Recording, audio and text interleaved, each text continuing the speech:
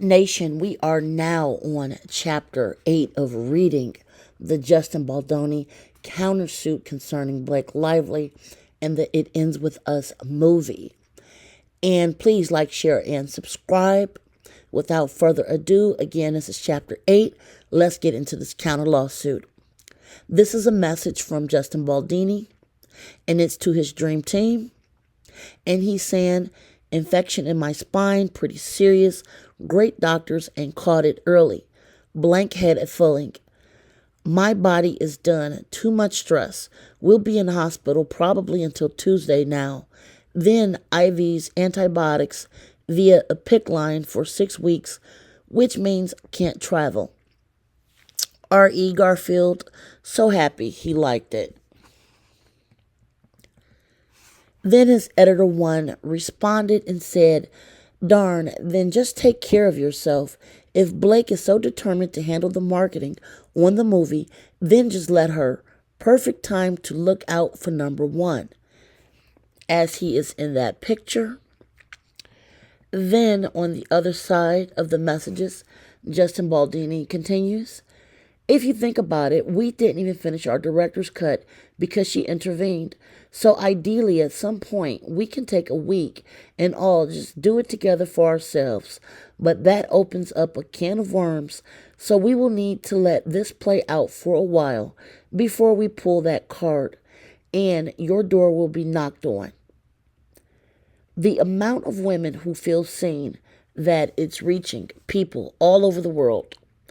That men are remembering their own traumas and having conversations with their partners. That's why we did this, and it worked. Still the dream team. Editor 2 responded, incredible, that's the best news. And then editor 1 responded, exactly, the most important thing, with a heart. The next set of messages start with editor 1, and it says, too late blank, and I talked earlier and agreed. We just couldn't be in the same room with Blake. The last day to get our tickets was August 2nd. Editor 2 says, we'll be loving all of the red carpet looks from you, Justin.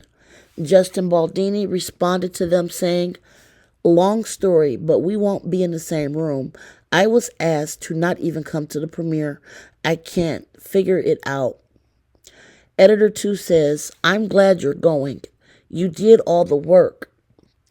And then editor 1 says, that was the main reason we didn't go, because we were under the impression you wouldn't be there.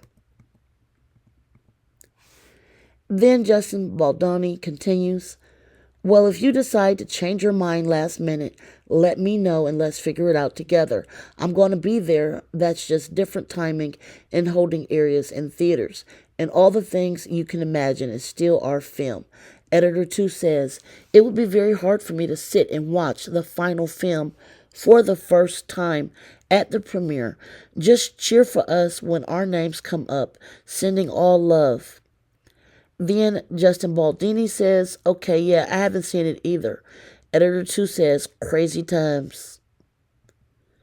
Then editor 2 sent a picture. I'm assuming that is Justin Baldoni and his wife, or maybe someone that worked on the film. Then as we scroll down below, this message is dated Saturday, August 10th at 1:05 p.m. And Justin Baldoni is saying, he is capturing some text messages that he received. And it says, as a DV survivor in my teens and now at 40, this movie gave me the strength to leave. Despite warnings, he continued with his raging tone. I'm heartbroken, but I've endured 6.5 years of this. Then it continues, had been in DV at 16 where I had to put a RO, which is a restraining order, against him and my son, who's now 23. I ended up in the same relationship with a different man at the age of 34. I'm now 40, almost 41, and this movie helps. And then the response was, this is why we do this. This is why we made the film. Can we reshare somehow to amplify stories maybe? The complaint continues. When Wayfair and Baldini hired Blake Lively to appear in the film, they did not anticipate that she would execute a hostile takeover of the entire project.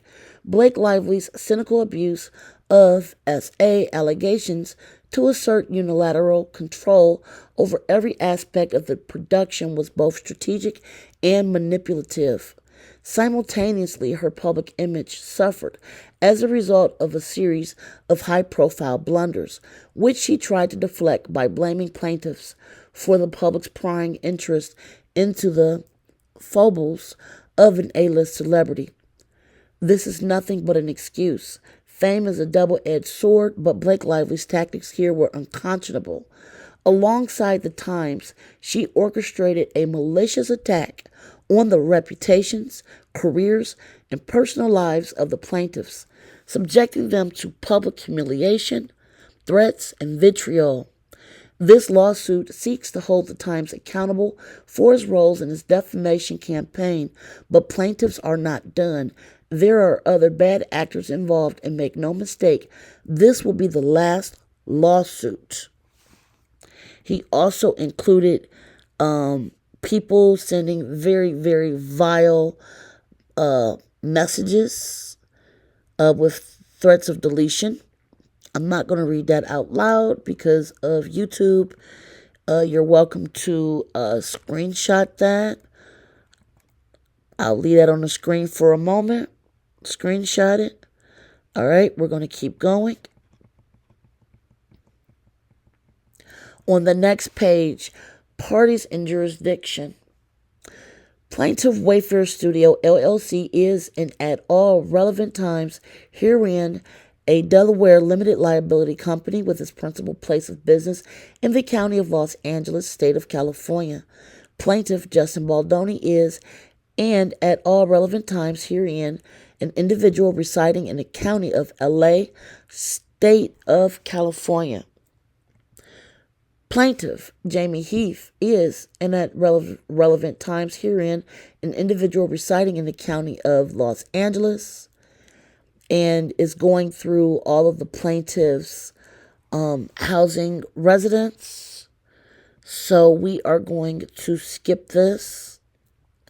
It is just stating the plaintiffs where they reside. And then down here, they're talking about the defendant, New York Times, and is relevant herein, a New York corporation with its principal place of business in New York, New York. And it's describing the 1 through 10 individuals, their capacities as plaintiffs, the defendants. They are seeking a complaint. And then a lot of this is basically legal things that they have to include into a website. Into a suit. And then right here, it's the jurisdiction and venue. And it says the jurisdiction is proper in the Superior Court of the State of California for the County of Los Angeles pursuant to California Code. Since at least some of the obligations, liabilities, and breaches complained of herein arose or occurred in the County of Los Angeles. Moreover, each defendant either owns, maintains offices, transacts business, has an agent or agents within the County of Los Angeles, or otherwise is found within the County of Los Angeles, and each defendant is within the jurisdiction of this court for purposes of services. And again, the rest of that is the rest of this paragraph is more legally obligated things that are appearing. We will stop right here as we get into the facts. The facts common to all causes of action. Again, they are talking about Blake Lively specifically in this next chapter with her efforts to take over the film. So again, we will be getting into the next part, chapter 10. Please like, share, and subscribe. Share your comments respectively below. Until next time, you guys, be safe and enjoy your night. Bye, guys.